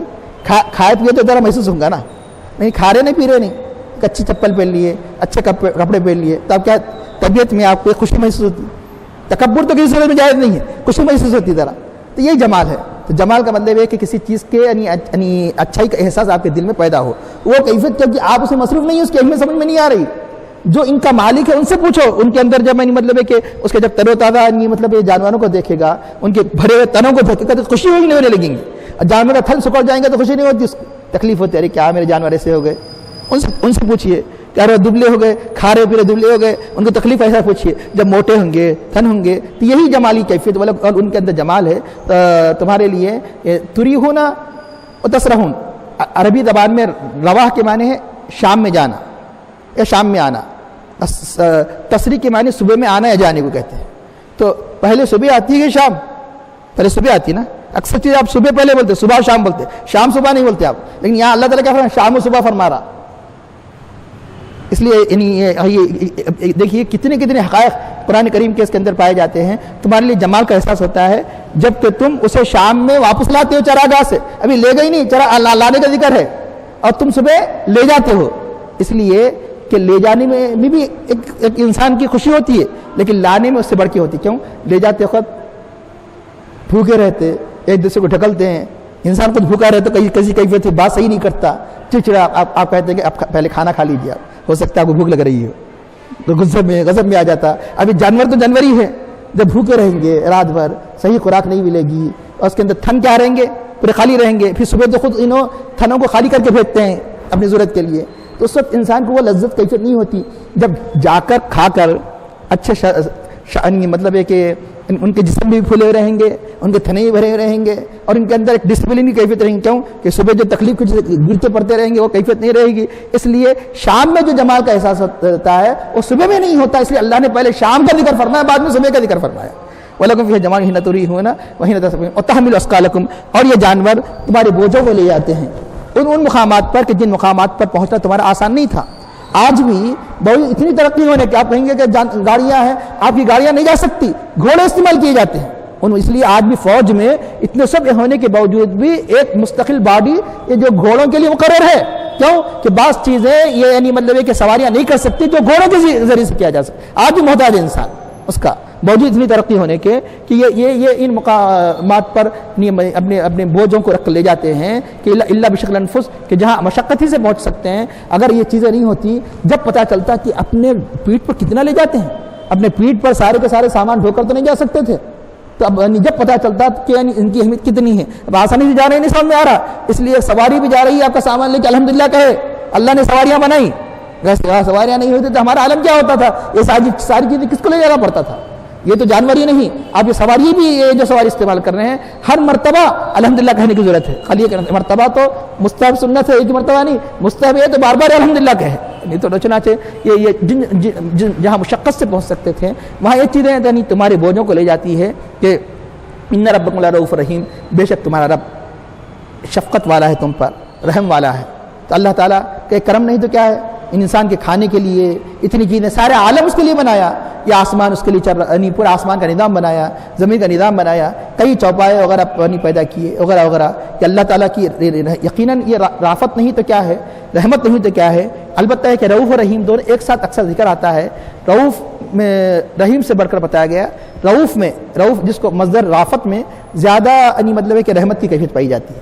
دونوں میں فرق یہ ہے کہ دونوں میں رحمت ہے, لیکن اس میں زیادتی یہ پائی جاتی ہے کہ رافت کا مطلب ہے, رؤوف کا مطلب یہ ہے کہ مکروہ چیز نامناسب, جس کو آپ کہتے ہیں انگلش میں ڈسلائکڈ, جو ناپسندی, اس کو دور کرنا. اور رحمت کا مطلب ہے خیر جو آپ کے لیے بہتر ہے وہ آپ کو عطا کرنا, یہ رحمت ہے. تو اب اسے سمجھنے کے لیے اب یہ سمجھنا آسان نہیں ہے کیونکہ یہ ایک اصطلاحی لفظ ہے. یعنی خیر کا اصول رحمت ہے, جو آپ کو ناپسند چیز اس کو دور کرنا, اسے سمجھنے کے لیے ایک آسان مثال کہ اگر خدا نخواستہ کسی کو کوئی یعنی مطلب پیزن ہو گیا انگلی کو یا ہاتھ کو, تو اب یقیناً یعنی وہ انگلی کاٹے بغیر یا ہاتھ کاٹے بغیر اس کی زندگی کی بقا ممکن نہیں, اس کی زندگی کی بقا ممکن نہیں. تو اب یہ ہاتھ اگر کسی نے سارے اسباب فراہم کیا, آپریشن کے لیے بھی اسباب نہیں ہے, کچھ نہیں ہے, علاج بھی نہیں ہے, سارا علاج کرایا, تو اس پر رحمت کرنے والا ہے, مہربان ہے, لیکن رافت نہیں ہے. ہاتھ کا کاٹ دینا رحمت ضرور ہے, کیوں خیر تمہیں خیر مل گئی. رافت یہ ہے کہ ہاتھ نہ کٹے, یعنی جو آپ ناپسند کر رہے ہیں یعنی وہ بھی نہ ہو, یہ رافت ہے. تو اللہ تعالیٰ یعنی آپ کے ساتھ رؤوف بھی ہے اور رحیم بھی ہے. بات جو تکلیفیں بھی آتی ہے یہ تمہاری خیر کے لیے ہے, اور تکلیف کو دفع کرتا ہے تو یہ بھی تمہاری خیر کے لیے. تو یعنی اس لیے اللہ تعالیٰ یہ دونوں کا ذکر فرماتا ہے. تو بعض بہتری کیا ہوتی ہے, تکلیف کی صورت میں ہوتی ہے لیکن بہتری ہے. بعض میں تو تکلیف ہوتی نہیں ہے, یہ رحمت, یہ رافت ہے. اس لیے اللہ نے دونوں کا ذکر فرمایا کہ اللہ رؤوف بھی ہے, اللہ رحیم بھی ہے. ان ربکم والخیل والبغال. اب اس کے بعد یہ تھے وہ اشیاء جو مختلف یعنی فوائد کے ساتھ کھانے کے کام آتے تھے. اب جو کھانے کے کام نہیں آتے اس کا ذکر ہے. والخیل والبغال والحمیر, گھوڑوں کو, خچروں کو, گدھوں کو کس لیے بنایا؟ लितरकबू, ताकि तुम उस पर सवारी करे। और जीना, ये भी जीनत का सबब है, ये भी जमाल का सबब है। जीना तो अब अलबत्ता बताया गया कि जमाल से ज़्यादा कैफियत जीनत में होती है। हर बताया गया है कि हर जीनत जमाल होती है, यानी हर जमाल जीनत होता है, लेकिन हर जीनत जमाल नहीं होती। तो इसलिए घोड़े पे बैठने के बाद जो कैफियत, खुशी का जो एहसास होता है, वो दूसरे जानवरों के साथ वो कैफियत पैदा नहीं होती। इसलिए यहाँ जीनत का लफ्ज़ फरमाएं और जमाल का लफ्ज़, एक लफ्ज़ नहीं, वहाँ एक लफ्ज़ अलग है, यहाँ अलग है, इतने लफ्ज़ में यानी कैफियत बदल जाती है। जीनत का ज़रिए ही बनाया आपको तारा, लेकिन सबसे बड़ा फ़ायदा क्या है कि सवारी। तो इसलिए यहाँ पर इमाम आबू हनीफा अलैहि रहमा ने इससे इस्तेदलाल किया कि खाना सबसे बढ़कर इंसान के लिए बड़ी नेमत है, उसके बजाय यहाँ पर सिर्फ सवारी का जिक्र फरमा रहा है, इसलिए घोड़ा हराम है, घोड़े खाना हराम है। लेकिन दूसरे फुक़हा के पास घोड़ा हलाल है, घोड़े खाना हलाल है। तो अहनाफ के पास घोड़ा मकरूह है, तहरीम करार दिया गया कि बाद सूरतें, जैसे मिसाल के तौर पे ऐसी सूरत में बाद फुक़हा ने इजाज़त दी है जो बिल्कुल नहीं, मतलब है कि कोई नाकाबिल इस्तेमाल नहीं रहा, मरने के करीब है, उसे ज़ुबा किया जा सकता है, वल्लाहु आलम बिस्सवाब। लेकिन इमाम आज़म फरमाते हैं यानी इसको नाजायज़ करार देते हैं घोड़े को। और भी कई मसलहतें बयान की गई। और घोड़े को अगर हलाल करार दिया जाए तो लोग ज़ुबा करेंगे तो जंग और जिहाद के मौके पर फिर जो जिससे इस्लाम की बका डिफेंस है वो यानी बड़ा मसला मुश्किल में पड़ जाएगा। इसलिए भी घोड़े को मकरूह करार दिया गया। लेकिन एक यानी रुझान यही है कि घोड़ा खाना नाजायज़ है अहनाफ के मसलक के एतबार से। वलक़ैला, और कुरान की दलील लेते हैं कि अल्लाह ख़ास तौर पर यहाँ वो चौपाया जो खाया जाता है उसके मुकाबले में इनका जिक्र फरमाता है। वलक़ैला वलबिग़ार लितरकबूहा ज़ीना व यख़्लुक़ु मा ला तअलमून, अल्लाह वो चीज़ें पैदा करेगा जो तुम नहीं जानते। अंदाज़ा लगाइए, आप बोलेंगे कि अब ये सवारियाँ तो अब नहीं है, ये सवारी अब नहीं है यकीनन, लेकिन अल्लाह ताला इशारा फरमा दिया कि ट्रेन, जहाज़ वगैरह सारी चीज़ें जो अल्लाह ने पैदा किया, यकीनन ये कुरान करीम का मौजूदा है कि उसके इशारा फरमा दिया। तब यानी वलक़ैला वलबिग़ार वलहमीरा में अलबत्ता एक दो बातें मैं अर्ज़ कर दूँ कि खैल, बिग़ाल, हमीर, बास चीज़ें क्या होती है कि अदना से आला की तरफ जिक्र किया जाता है, कभी आला से अदना, यहाँ आला से अदना की तरफ जा रहा। सबसे ज़्यादा अफजल क्या है सवारियों में बताया गया कि कैल, उसका क्या है बिग़ाल, खच्चर। पहले तो माने खच्चर के सुन लीजिए। तीसरा गधे। अब आप बढ़ेंगे गधे, ताज्जुब होगा, अरे ये आप ये है कि दुनिया तरक्की हो गई तो अब आप अपनी घोड़े में बैठ के सफ़र कर रहे हैं, आप नहीं कर रहे। तो जैसे घोड़े में सफ़र नहीं कर रहे तो गधे भी छूट गए, लेकिन एक ज़माने में वही नेमत थी, एक ज़माने में वही नेमत थी। यह ताज्जुब इसलिए हो रहा है कि आप यानी इन चीज़ों यानी दूसरे उसके मुतबादिल आपके लिए सहूलतें और उससे बढ़कर अल्लाह ने मुहैया कर दिया, वह यख़्लुक़ु मा ला तअलमून, इसलिए आपको ताज्जुब हो रहा है। वरना आप एक ज़माने के छोड़ने की वजह से कोई चीज़ खराब नहीं होती। इसलिए सफ़र के काबिल अल्लाह ने जिस तरह घोड़े बनाए यानी सवारी के लिए, इस तरह गधे भी बनाए, खच्चर भी बनाए। गधे तो गधे घोड़े तो सब जानते, खच्चर क्या है बताया गया कि खच्चर यानी ये नस्ल है। एक ज़माने में खच्चर मुस्तकिल नस्ल थी, लेकिन अब उसके बाद नस्ल कैसे ख़त्म होगी इंशाअल्लाह एक वजह बयान की जाएगी। ये नस्ल है कि अरबी घोड़े और अजमी, अरब के अलावा अजमी गधों से यानी जो चीज़ पैदा होती है उसे कहा जाता है खच्चर। फिर ऐसा क्यों हुआ, इसकी नस्ल तो अलग होनी चाहिए, ऐसा क्यों? वजह यह है कि एक रिवायत में आता है, साहिब रूहुल बयान ने फरमाया कि नमरूद ने जिस आग को सिलगाया था वो आग पर जो लकड़ियाँ ले जाई जाती थी वो खच्चरों पे ले जाई गई।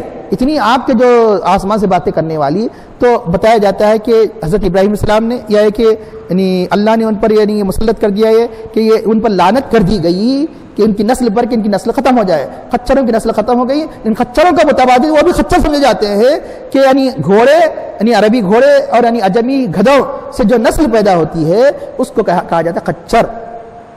अब रहा ये कि जब ये बात आई तो साहिब रूहुल बयान और भी बहुत से असहाब सीयर ने भी इसको नक़ल किया है कि हज़रत अल्लामा जामी अलैहि रहमा ने शवाहिद उन्नुबुव्वत में से नक़ल किया है।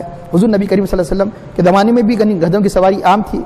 एक गधा था जो आपके पास सवारी के लिए, उसका नाम था याफूर, नाम था याफूर। तो हुज़ूर नबी करीम सल्लल्लाहु अलैहि वसल्लम एक मरतबा सवारी के लिए यानी जलवा अफरोज़ हुए तो पूछा कि तेरा नाम क्या है? फरमाया शिहाब।